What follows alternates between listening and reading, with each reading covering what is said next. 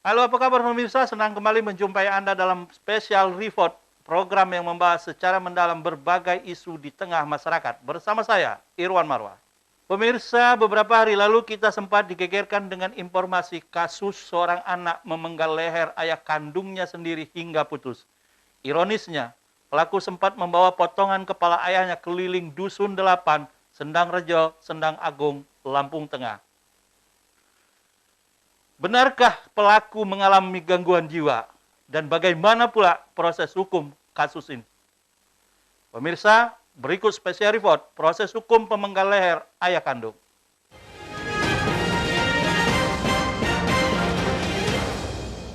Pemirsa, pelaku pemenggal leher ayah kandung hingga kini masih menjalani observasi di Rumah Sakit Jiwa Kurungan Nyawa Pesawaran. Kepolisian Lampung Tengah sendiri telah menetapkan pelaku berinisial KPW sebagai tersangka.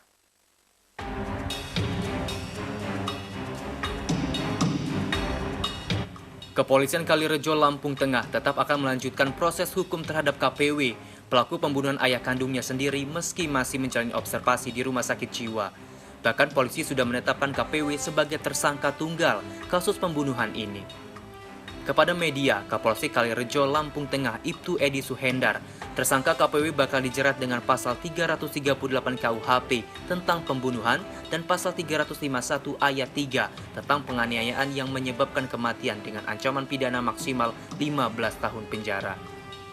Meski begitu, Edi Suhendar mengaku pihaknya belum bisa melakukan pemeriksaan karena KPW masih menjalani observasi di rumah sakit jiwa. Namun Edi memastikan proses hukum terhadap KPW yang menjadi pelaku tunggal pembunuhan orang tuanya tetap akan dilanjutkan.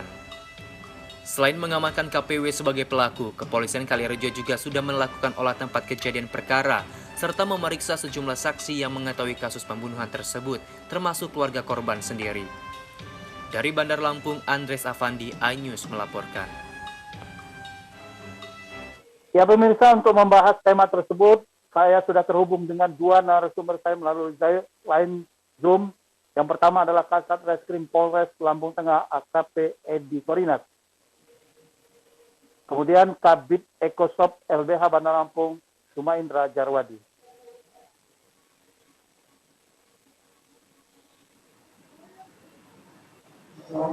Apa kabarnya?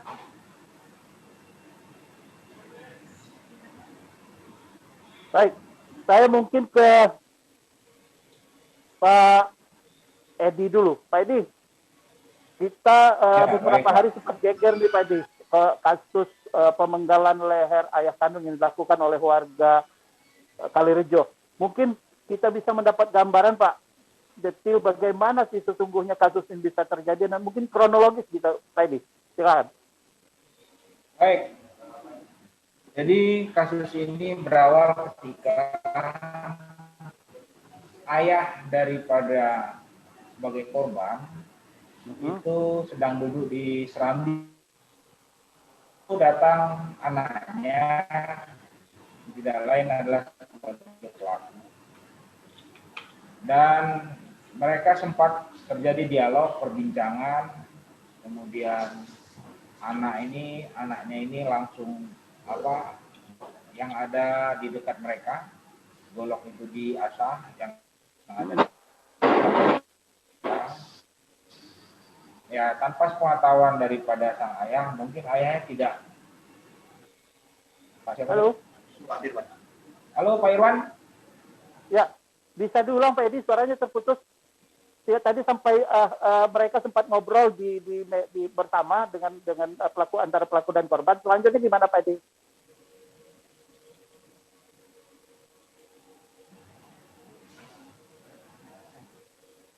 Baik, ini oke, saya ulang lagi. Jadi kasus ini bermula ketika sore hari Senin kemarin, tanggal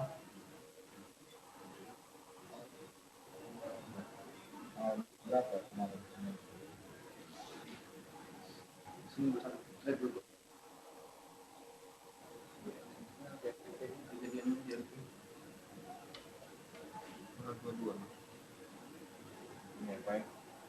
Kejadian ini 22 pada hari Senin tanggal 22 Maret tadi. Ya, tanggal 22 Maret kemarin, hari Senin.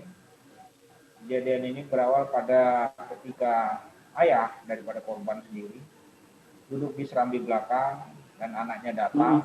Kemudian sambil terjadi dialog antara ayah dan anak, si anak langsung mengasah golok yang ada di samping si korban. Kebetulan golok itu ada di sekitar situ, kemudian diasah. Setelah mungkin terasa tajam, anaknya ini minta maaf pada bapaknya, sambil salaman minta maaf. Kalau dia ada salah, kemudian langsung dipenggal leher ayahnya sama dia. Nah, setelah leher ini putus, baru dicacah-cacah sama dia. Cacah-cacah itu seperti orang kesurupan. Dan dia bawa ke rumah kakaknya yang tidak jauh dari situ. Memang agak berkeliling dekat lapangan bola kaki. Setelah itu dia bilang sama kakaknya bahwa dia sudah motong kepala bapaknya. Mungkin perasaan dia bahwa kakak dengan dia ini satu persepsi, tapi ternyata tidak. Baik. Pak Edi, katanya mereka ini sempat makan bersama sebelum itu, Pak Edi, antara korban, pelaku, dan orang istri korban juga, atau orang tua pelaku juga. Ya, ayahnya memang pada waktu itu sambil makan ya, sambil makan nasi tiwul ya, nasi tiwul. Belakang itu. Tapi ketika itu juga ada ibunya, tapi pas kejadian. Ya. Pas kejadian ibunya ini ada di kamar mandi, sedang berada di dalam kamar mandi. Nah, pas ibunya keluar dari kamar mandi, baru ibunya ngejerit-jerit minta tolong. Setelah leher putus ini dimasukin karung, setelah dicacah dimasukin karung, baru dia ke rumah kakaknya.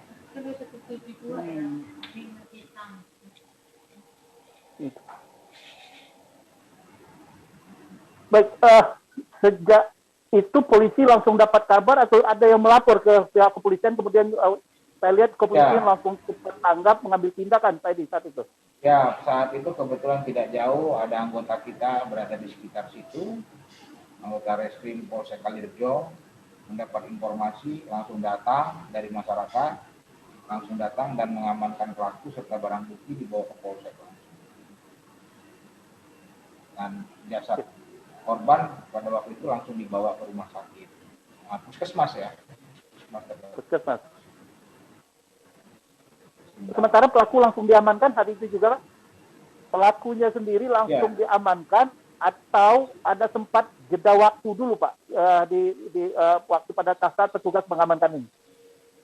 Ya, baik. Pada waktu itu setelah dia membawa kepala ayahnya ini langsung ke rumah kakaknya, setelah itu dia kembali lagi langsung diamankan sama anggota kita dan dibawa ke Polsek. Ya baik, Pak Edi, Bung Indra, tahan dulu, kita mau jeda dulu. Pemirsa, dialog spesial report Edi kali ini masih akan kami lanjutkan, namun kita ikutin dulu pesan berikut ini.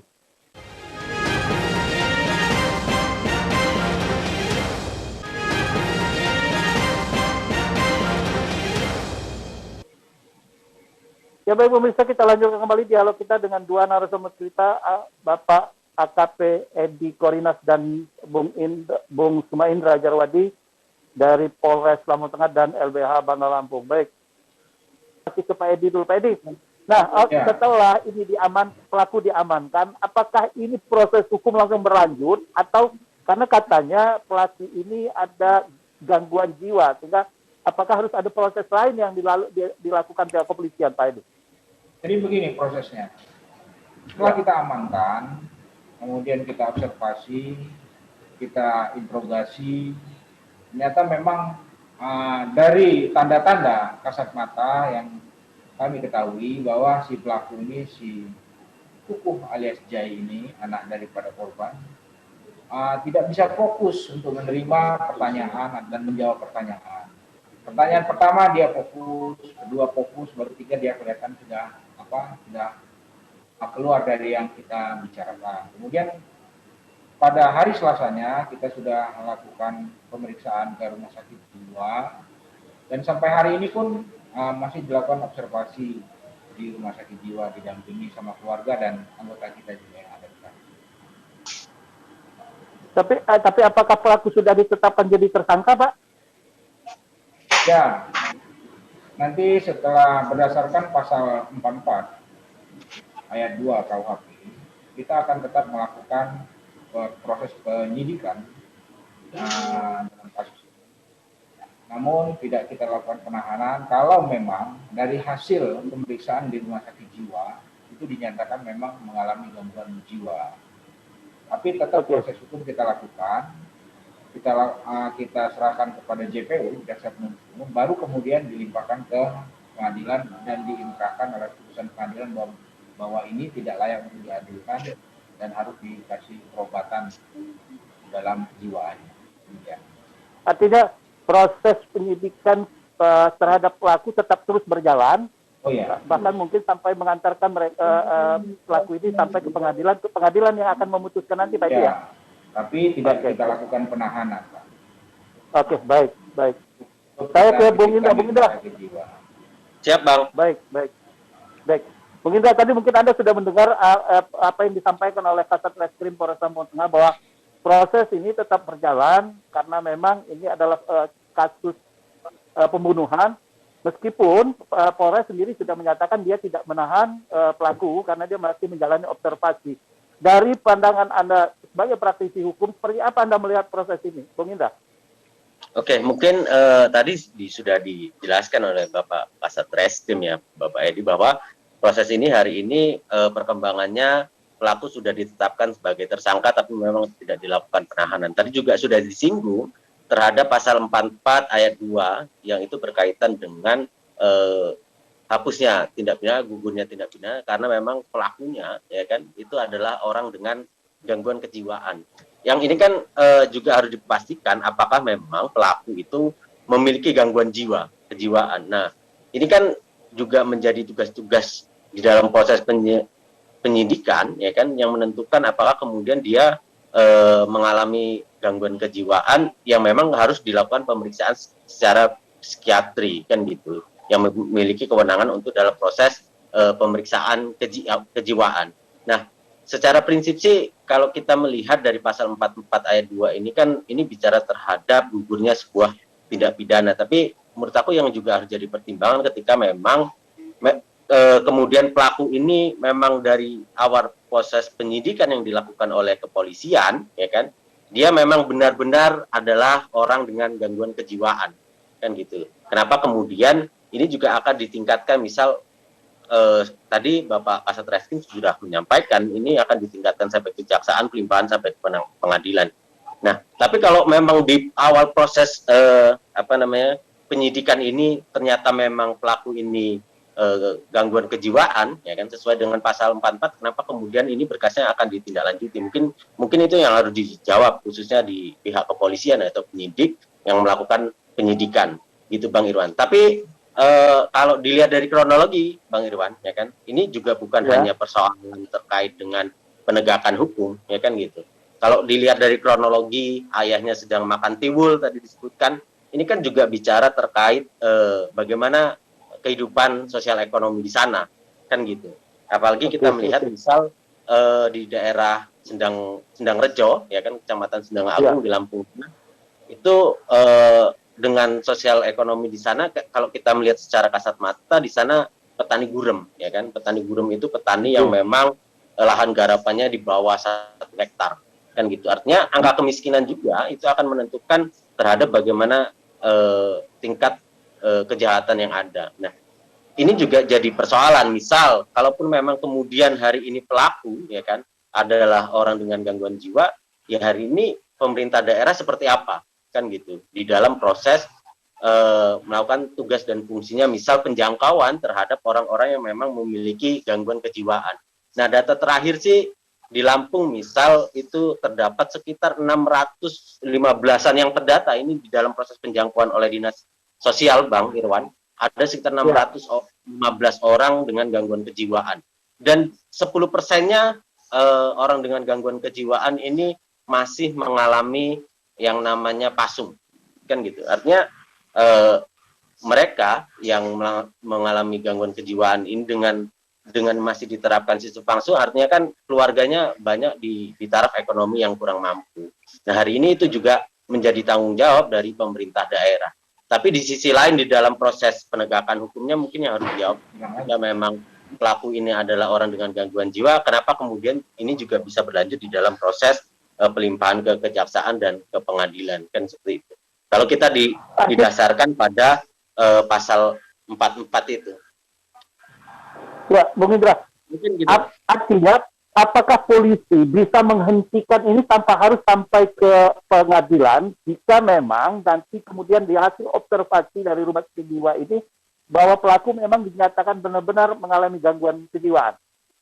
Ya, makanya juga ini harus dijawab juga, penyidikannya sudah sampai mana. Apakah memang tadi kan disampaikan oleh Bapak Kasat Reskrim, ini masih di dalam proses kasat mata, saudara pelaku bingung dan lain sebagainya ya. Menurut aku untuk lebih meyakinkan di dalam proses penyidikan ya harus ada pemeriksaan dari psikiatri. Karena memang dari beberapa pengalaman di LBH juga, kita sempat di tahun 2015 ada salah satu perkara itu yang dialami oleh ODG, orang dengan gangguan jiwa, ya kan. Nah, pada waktu itu orang tersebut, ya kan, itu diajak oleh seorang terduga bandar narkoba, kemudian diajak dari pesawaran sampai dengan Enggal, kemudian dilakukan penangkapan. Nah, dari informasi keluarga yang melakukan pengaduan di LBH Bandar Lampung bahwa anaknya itu yang hari itu ditangkap itu memiliki gangguan jiwa dengan dibuktikan surat kuning, sehingga pada waktu itu kita berkoordinasi dengan penyidik untuk bisa dilakukan pemeriksaan di rumah sakit jiwa di psikiatri. Ketika dilakukan pemeriksaan, ya kan, dan kemudian orang tersebut adalah memang benar dengan gangguan kejiwaan, ya kita kemudian meminta kepada kepolisian untuk membebaskan saudara tersebut, gitu. Artinya, apakah kemudian bisa dihentikan? Oke. Ya, saya tingkat mungkin, apakah polisi bisa menghentikan itu di tengah jalan? Artinya tidak harus sampai ke pengadilan. Ketika hasil observasi atau hasil pemeriksaan kejiwaan atau dari rumah kejiwa ini menyatakan pelaku memang benar-benar ada gangguan jiwa.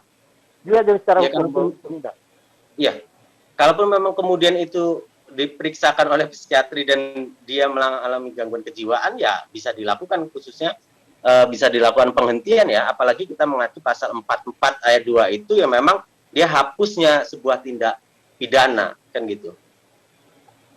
Ya baik pemirsa, dialog kita tentang proses hukum pemenggal leher ayah kandung masih akan kita lanjutkan, namun kita ikutin dulu pesan yang mau lewat berikut ini.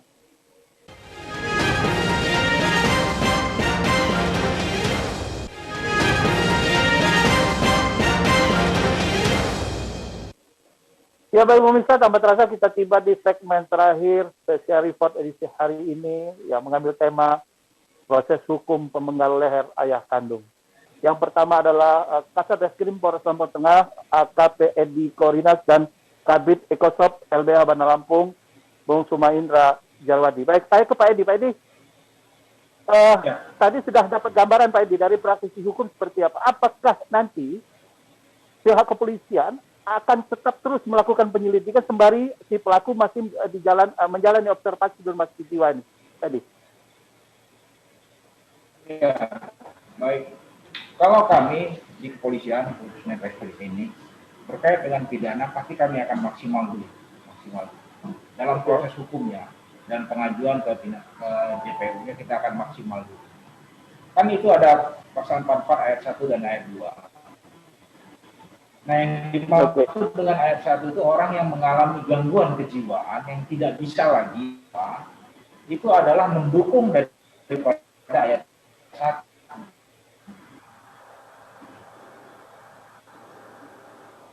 Yang bisa melakukan putusan itu adalah oh ini tidak layak untuk diadilkan dan ini tidak layak untuk dihukum. Baik, bisa diulang tidak Pak? Jika kasus katakanlah pelaku ini masih menjalani observasi, apakah polisi tetap harus melakukan penyelidikan hingga nanti benar-benar dapat kesimpulan apa yang harus dilakukan kemudian. Ya, baik, Halo. Bung Irwan. Ya, oke, ini. Halo, Bung Irwan. Ya. Baik, Pak. Ini mohon maaf nih signalnya nih di sini. Nggak apa-apa, Jadi, nggak apa-apa. kita akan tetap, ya, baik, Bung Irwan. Jadi kita akan tetap maksimal dalam proses penyidikannya. Nanti sesuai dengan pasal 44 ayat 1 maupun ayat 2. Ayat 1 itu berbunyi untuk tidak dilakukan penghukuman, namun didukung oleh ayat keduanya. Ayat kedua itu akan diputus oleh keputusan hakim. Kita akan maksimal dalam proses penyidikannya, Pak. Kalau itu nggak usah khawatir. Cuman yang perlu jadi perhatian kita, saya pikir begini, bagaimana kelanjutan hidup daripada si pelaku ini sendiri selanjutnya dalam kondisi oke lah kalau dia dinyatakan normal, oke lah dia di dalam penjara. Tapi kalau dia dinyatakan tidak normal, bagaimana kelanjutan, siapa yang mau merawatnya? Sementara kalau keluarganya tidak mau lagi merawatnya. Nah ini yang perlu dipikirkan oleh pemerintah daerah atau para pemerhati sosial. Baik. Ya mungkin itu Bung Irwan. Baik tadi menarik memang. Apakah kita perlu juga mau tahu seperti apa hasil perkembangan terakhir dari pihak rumah sakit jiwa seperti apa, Pak Edi?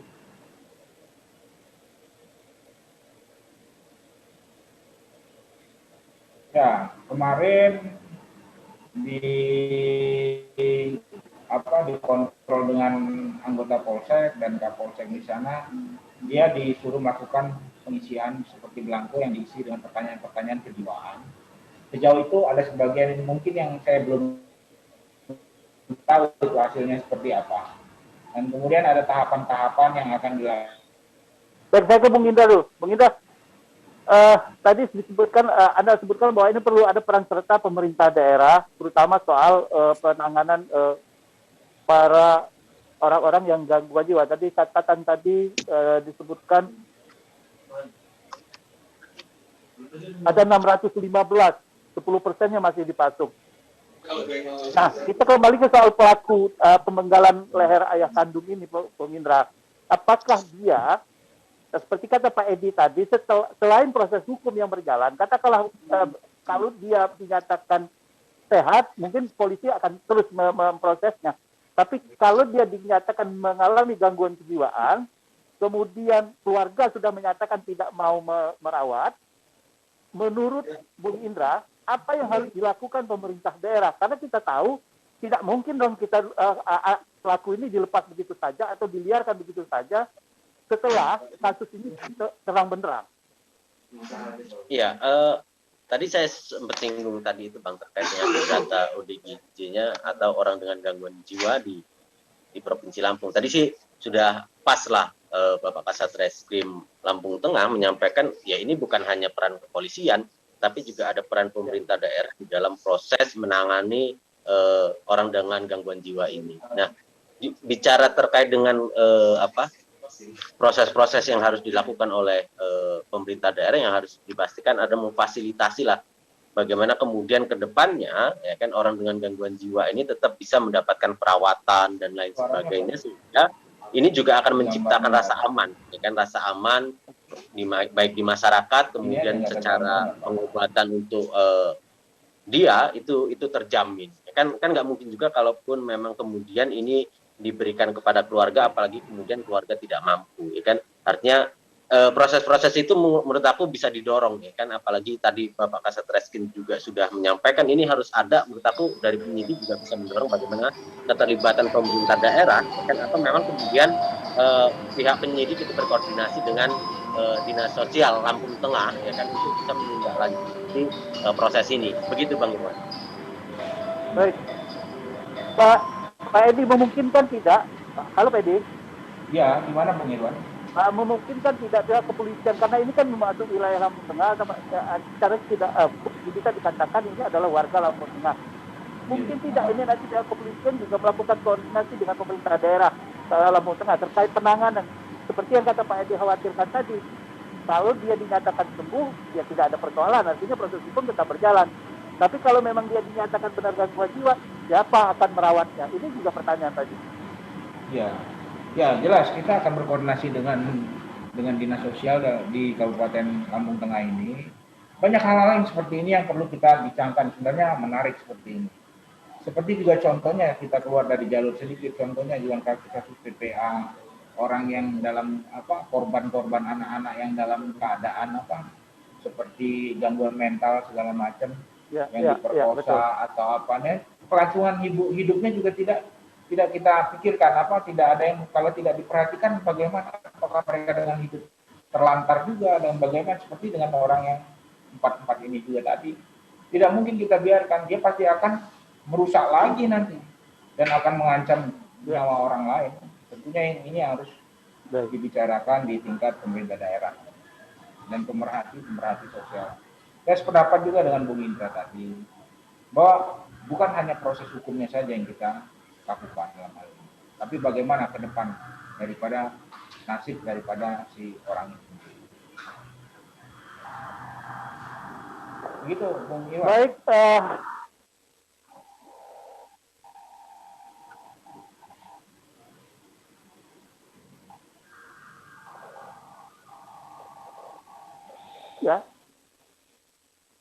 ya baik Pak Indra, Bung Indra dan Pak Edi, terima kasih sudah berbagi waktunya dengan kita dan mudah-mudahan apa yang Anda sampaikan, berdua sampaikan akan memberikan manfaat terutama bagi pemerintah daerah bagaimana menyelesaikan persoalan ini, karena bukan hanya proses hukum yang perlu menjadi perhatian, tapi juga pasca proses hukum itu berjalan atau katakanlah pelaku dinyatakan memang benar-benar mengalami gangguan jiwa.